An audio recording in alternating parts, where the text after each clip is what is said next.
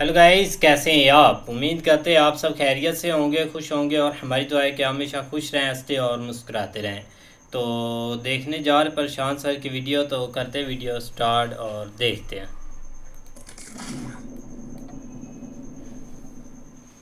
नमस्कार, welcome to study IQ। मैं हूं Prashant Dhawan. India's legend Ratan Tata has passed away. देखिए, आज के समय हर एक इंडियन दुखी है, क्योंकि देखो यहाँ पे आपको समझना होगा, हमें एक बात को पता था कि एक ना एक दिन ये दुर्भाग्यपूर्ण दिन देखना होगा, मगर हम सब में से कोई तैयार नहीं था। हम सब लोगों ने सारी उम्र रतन टाटा को देखा है कि किस तरीके से इन्होंने इंडियन इंडस्ट्री को लीड किया है, भारत की इंडस्ट्री में, ओवरऑल इंडस्ट्री में इतना कंट्रीब्यूशन दिया है। हम सब लोगों ने इनसे प्रेरणा ली है, मगर अब ये जा चुके हैं। और इनके बारे में आज के समय क्या क्या कहा जा रहा है। इंडिया ने देश की चमक खो दी है। इंडिया के टाइटन ये जा चुके हैं। रतन टाटा कोहिनूर थे भारत के। भारत आज के समय अपने कोहिनूर को अलविदा कह रहा है। ऐसी बातें देखिए, मैं आपको बता दूं, बहुत कम लोगों के बारे में कही जाती है। Ratan Tata was the man with no haters. और रतन टाटा का जो जीवन है, ये मैं आपको बता दूं, आने वाले कई दशकों तक, परहैप्स कई सदियों तक, बहुत सारे इंडियन इंडस्ट्रियलिस्ट और इवन मैं कहूंगा बाकी इंडियंस जो अलग फॉर्म्स ऑफ लाइफ में हैं, सबको प्रेरित करता रहेगा। और आप एक बात नोट करिएगा, आज से कुछ दिन पहले ही ये रिपोर्ट्स आ रही थी कि रतन टाटा की तबीयत खराब है। मुंबई का जो ब्रीच कैंडी हॉस्पिटल है, वहां पे ये एडमिट है ना। जैसे ही ये रिपोर्ट आई ना कि इनकी तबीयत खराब है, कुछ यहाँ पे हो ना जाए, रतन टाटा ने ट्वीट करी कि मेरे बारे में आप चिंता मत करिए। और literally as a humble human being, जो नहीं चाहता था कि उनके बारे में सोचकर कोई चिंता करे, इन्होंने ये कहा कि thank you for thinking of me, there is no cause of concern, आप लोग चिंता मत करिए ना। ये इनकी आखिरी ट्वीट थी, क्योंकि 2 दिन बाद ही अचानक से बिकॉज ऑफ ओल्ड एज इनकी तबीयत बहुत ज़्यादा खराब हो गई और मुंबई के ब्रीच कैंडी हॉस्पिटल में इनकी डेथ हो जाती है। और रतन टाटा साहब का जो ये 86 ईयर्स का जीवन था ना, इसमें इन्होंने इतना कुछ अकॉम्प्लिश किया, इतना कुछ देखा है कि आज के समय जो भी इनके बारे में लिख रहा है, जो भी ट्रिब्यूट्स इनके बारे में लिख रहा है, वो इनकी जर्नी को भी मेंशन कर रहा है। फॉर एग्जांपल, देश के प्रधानमंत्री ने इनके बारे में जब ये ट्वीट लिखी, उन्होंने ये कहा कि Shri Ratan Tata ji was a visionary business leader, a compassionate soul. देखिए, ये इनके बारे में सब लोग कह रहे हैं, business leader, obviously he was one of a kind. मतलब आप अगर एक बार को मैं आपसे एक सवाल पूछूं ना, भारत का मोस्ट वैल्यूएबल ब्रांड 2024 में क्या था, तो आपको पता है सही आंसर क्या है? सही आंसर यहाँ पे है टाटा। और पिछले कई सालों से लगातार आप अगर देखो तो जब भी रिपोर्ट्स पब्लिश होती है, जब भी रिसर्च होती है कि इंडिया में, देखिए, ब्रांड्स की कमी नहीं है। रिलायंस, महिंद्रा, बहुत सारे ब्रांड्स हैं इंडिया में, इन्फोसिस है, मेजर ग्रुप्स आज के समय खड़े हो चुके हैं। मगर इंडिया के मोस्ट वैल्यूएबल ब्रांड की अगर हम बात करें तो वो आज भी टाटा है। और इस ब्रांड को बनाने में मैं कहूँगा 2 लोगों का क्रिटिकल रोल रहा है। एक तो जमशेदजी टाटा, जिन्होंने टाटा ग्रुप को फाउंड किया था, और उनके पोते रतन टाटा। इन दोनों का मैं कहूँगा सबसे बड़ा कंट्रीब्यूशन रहा है in making Tata India's most valuable brand. और इंडियाज मोस्ट वैल्यूएबल ब्रांड ये लोग ऐसे ही नहीं बने। आप अगर कोई भी सेक्टर देख लीजिए, वहां पे आपको Tata state of the art services provide करता हुआ दिखेगा। डिफेंस में आप देख लीजिए, टाटा एडवांस सिस्टम आपको मिलेगा। ग्लोबल ट्रेडिंग में टाटा इंटरनेशनल ग्रुप है। IT में TCS, इंडिया की लीडिंग IT कंपनी। उसके अलावा टाटा स्टील, वोल्टास, कई ब्रांड्स हैं, लोगों को पता भी नहीं है कि ये एक्चुअली टाटा ग्रुप के अंडर आते हैं। कई इंटरनेशनल ब्रांड्स हैं, जैगुआर, उसके अलावा trend, Tata capital, air India, Vistara, Tata communications, एक ह्यूमंगस ग्रुप है। और हर जगह आप देखोगे टाटा ग्रुप ने state of the art service deliver करी है। और इसके पीछे देखिए, क्रिटिकल रोल मैं यहाँ पर इसलिए कहूँगा 2 लोगों का है। जमशेदजी टाटा, जो पहले चेयरमैन थे टाटा ग्रुप के, इन्होंने 1868 से लेकर 1904 तक टाटा ग्रुप को लीड किया था।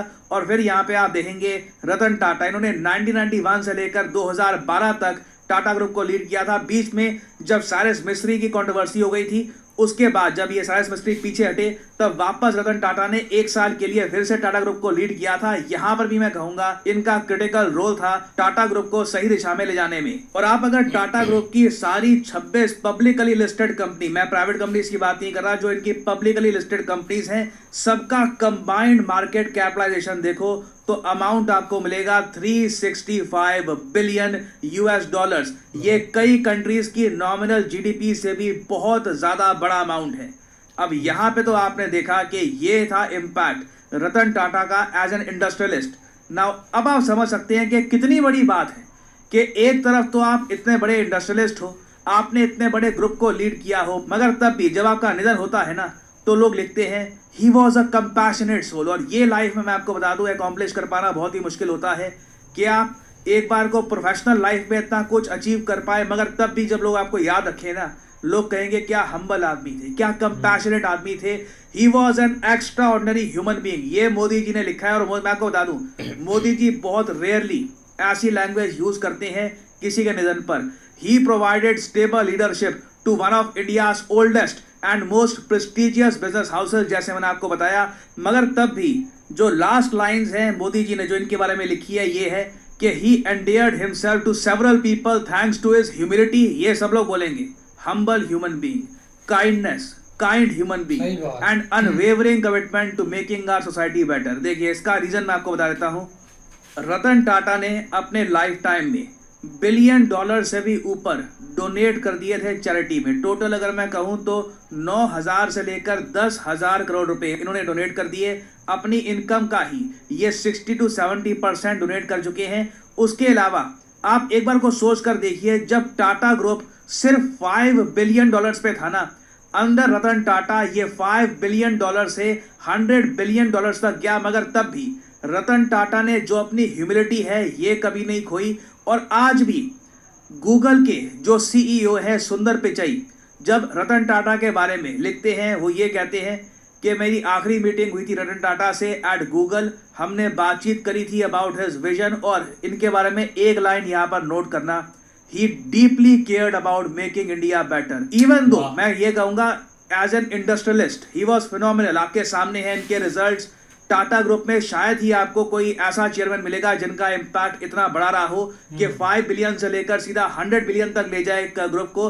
But at the same time यहाँ पे आपको ये भी देखना होगा, कभी भी इनमें एरोगेंस नहीं आई। इनमें ये नहीं आया कि अब तो मैंने इतना बड़ा काम कर दिया, 100 बिलियन तक पहुंचा दिया ग्रुप को, मैं तो बंगले में रहूंगा, महल में रहूंगा, कुछ भी नहीं। रतन टाटा जिस घर में रहते थे ना, उसकी वैल्यू बताया जाता है 175 करोड़ के आसपास की थी। नाउ मैं आपको ये बता दूं, जो इनका कंट्रीब्यूशन रहा है टाटा ग्रुप में, जो इनकी खुद की नेटवर्थ थी, ये आराम से ये भी चाहते ना तो मल्टी मिलियन, कई आप कह लीजिए 1,000-2,000 करोड़ का कोई आलीशान घर बनाकर ये रह सकते थे। मगर ही वॉज अ हम्बल मैन।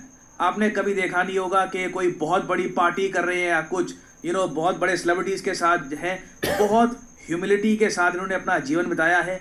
और इसलिए आज के समय every Indian is remembering him. और जब मैं कहता हूँ एवरी इंडियन तो I literally mean every Indian. President of India से लेकर defence minister, leader of opposition, हर कोई आज के समय, स्टेट के जो चीफ मिनिस्टर्स हैं वेरियस, सब लोग आज के समय यही कह रहे हैं कि his demise will be an irreparable loss for Indian business world and society. और आप अगर रतन टाटा की पर्सनल लाइफ भी देखो ना तो बहुत ज़्यादा ऑनेस्ट इंसान थे। जो ये ओपनली अपने इमोशंस एक्सप्रेस कर पाते थे ना, उससे भी साफ लगता था कि कहीं पे भी ना इनमें घमंड नहीं है कि दुनिया के सामने मुझे मुखौटा पहनना है कि नहीं मैं तो रतन टाटा हूँ, I have to be this way. जब इनसे पूछा गया कि आपकी शादी नहीं हुई, डू यू फील लोनली, इन्होंने ओपनली बोला कि हाँ, there were many times I feel lonely. काफ़ी बार अकेलापन मैंने महसूस किया कि मेरी वाइफ नहीं है, मेरी फैमिली नहीं है। ये चाहते थे, इनको जो फ्रीडम इनको मिली लाइफ में, इन्होंने उसको भी इंजॉय किया है कि इनके पास ये फ्रीडम है कि इनको किसी की चिंता नहीं करनी पड़ती, एक फैमिली की चिंता नहीं करनी पड़ती। But at the same time he did feel a little lonely. और इनकी स्टोरी जो है ये भी कमाल की है। 1962 इंडिया चाइना वॉर की वजह से इनकी शादी होते होते रह गई। जब ये यूएस में पढ़ रहे थे उस वक्त ही फेल इन लव, एक अमेरिकन महिला थी, उनसे इनकी शादी होने ही वाली थी। मगर अचानक से जब इंडिया चाइना वॉर आ जाती है तो यूएस में आप समझ लीजिए रिपोर्टिंग ऐसे हो रही थी कि बस चाइना आक्रमण कर देगा इंडिया पे, इंडिया को कब्जा लेगा, कुछ बहुत ही बड़ा इवेंट हो रहा है। और उस महिला के परिवार ने ये डिसाइड किया कि नहीं, हमारे लिए सही नहीं होगा कि हमारी बेटी इंडिया जाए, अभी तो वॉर भी चल रही है वहाँ पर। और इसी वजह से रतन टाटा की उस वक्त मैरिज हो नहीं पाई and eventually he never married. मगर आज के समय पूरा भारत इनको याद कर रहा है as our own family member. Ratan Tata ने बिल्कुल शादी नहीं करी, इनके बच्चे नहीं थे, मगर कई लोग हैं भारत में जो इन्हें एज ए फादर फिगर देखते होंगे, इनसे इंस्पिरेशन लेते होंगे एंड ये इंस्पायर करते रहेंगे इंडियन इंडस्ट्री को for a very very long time. the legend of India, Ratan Tata. There will never be another one like him. Now, finally, आप लोगों से एक सवाल पूछूंगा इनकी लाइफ के बारे में, कमेंट सेक्शन में करिएगा उत्तर। क्वेश्चन यहाँ पर ये है कि रतन टाटा साहब का जन्म कहाँ हुआ था। ये है यहाँ पे आपकी ऑप्शंस, दिल्ली, चेन्नई, न्यूयॉर्क या फिर मुंबई। कमेंट सेक्शन में करिए उत्तर। जो लोग देंगे सही आंसर उनकी कमेंट को मैं हार्ट दे दूंगा ताकि बाकी लोग समझ पाएं कि सही उत्तर क्या है। और फाइनली आप लोगों के लिए बहुत बिल्कुल यार, बहुत एक सैड न्यूज़ थी और रात को भी काफ़ी ज़्यादा ना एकदम से जब न्यूज़ आई तो तब काफ़ी ज़्यादा ना एक दुख भी लग रहा था, क्योंकि उनकी लाइफ को लेकर देखा जाए ना तो उनकी लाइफ में जो उन्होंने काम किया है ना उसको ही हमेशा याद रखा जाएगा। या जैसे अब उनकी तारीफ़ की जा रही है, चाहे जो भी एक इंडिया का बंदा है ना, उन्होंने एक खुलकर उनके बारे में लिखा है, उनको बहुत ज़्यादा दुख भी लग रहा है। उसका रीज़न यही है कि जैसे वो उन्होंने अपने देश को सबसे आगे रखा है या एक आम इंसान की तरह एक ज़िंदगी गुजारी है ना, उस चीज़ को लेकर काफ़ी ज़्यादा उनके बारे में आपको अच्छी अच्छी बातें सुनने को मिलेंगी। और पूरी दुनिया में जहाँ जो उनको जानते थे ना उन्होंने उनके बारे में ऐसी ही बातें लिखी और बहुत ही यार एक सैड न्यूज़ है। नहीं, वाकई सही बात है। एक स्टोरी भी उनकी काफ़ी एक अच्छी है, लेकिन एक जो बिजनेसमैन एक बनता है ना या एक उभरता है वो अपने एक एटीट्यूड से एक उभरता है। क्योंकि ज़्यादातर हमने एक रियलिटी में एक बिजनेसमैन देखा है, ठीक है, एक स्टार्ट से एक छोटा कारोबार ही वो स्टार्ट करता है, कोई नहीं एकदम से मतलब कि इतना बड़ा एक हैवी बिजनेसमैन बन जाता है या इतना बड़ा आदमी। ये एक आपका एक अंदर का आप जो एक हम्बल पर्सन होता है ना वो एक अपने आप को एक बड़ा बनाता है। लेकिन कोई बंदा ये चीज़ एक संभाल पाता है। लेकिन अगर देखें ना, एक रात को ही हमने एक ट्वीट देखा था इनके मतलब कि ऑफिशियल एक टाटा ग्रुप से, तो तब एक ना सोशल मीडिया पर हर बंदे ने एक ट्वीट किया, हर बंदे ने एक मतलब कि अच्छे एक अल्फाज में एक याद रखा है उनको। और देखो ना, एक यही एक बात है मतलब कि सब ने एक दुनिया से चले जाना, इधर किसी ने मतलब कि नहीं रहना। और यही एक आपको बात एक बचती है के पीछे आपको ना एक बंदे एक अच्छे एक अल्फाज में याद करें। नहीं, ऐसे ही देख लो कि अगर उन्होंने एक इतना बड़ा दे लो एक एम्पायर भी खड़ा किया है, लेकिन एक जिस तरह है उन्होंने भाई हमेशा एक अपने मुल्क का सोचा और अपने मुल्क की एक जनता की फैसिलिटीज़ के लिए सोचा, जो चीज़ें मतलब जिस ग्रुप में भी उन्होंने की हैं। लेकिन देख लो कि यार एक ना भूलने वाली ये स्टोरी कह लें या एक ना भूलने वाले वो पर्सन है। उन्होंने यार हर एक देखो कंट्रोवर्सी बाद दफ़ा हो जाती, कभी अडानी ग्रुप कभी अंबानी ग्रुप, हर चीज़ के ऊपर होती है, लेकिन आज तक इनका कहीं भी नाम इस तरह नहीं आया। और देख लो कि जितनी भी उनकी एक दफ़ा भाई एक जो भी वेल्थ थी एक दफ़ा उन्होंने डोनेट भी की और साथ साथ करते भी रहे हैं।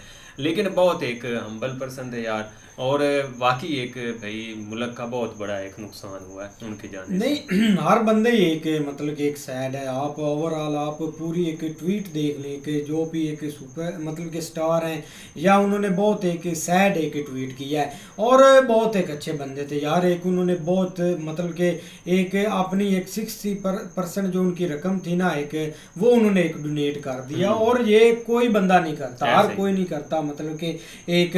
और एक आप सारा भी उनके नाम बता रहे थे मतलब कि कहाँ कहाँ उनका बिजनेस एक फैला हर एक फील्ड में है, तो बहुत भाई बड़े आदमी थे और बहुत अच्छे थे। नाइस। बिल्कुल, तो उम्मीद करते हैं आपको वीडियो पसंद आएगी। अगर पसंद आए वीडियो को लाइक, चैनल को सब्सक्राइब ज़रूर कीजिए।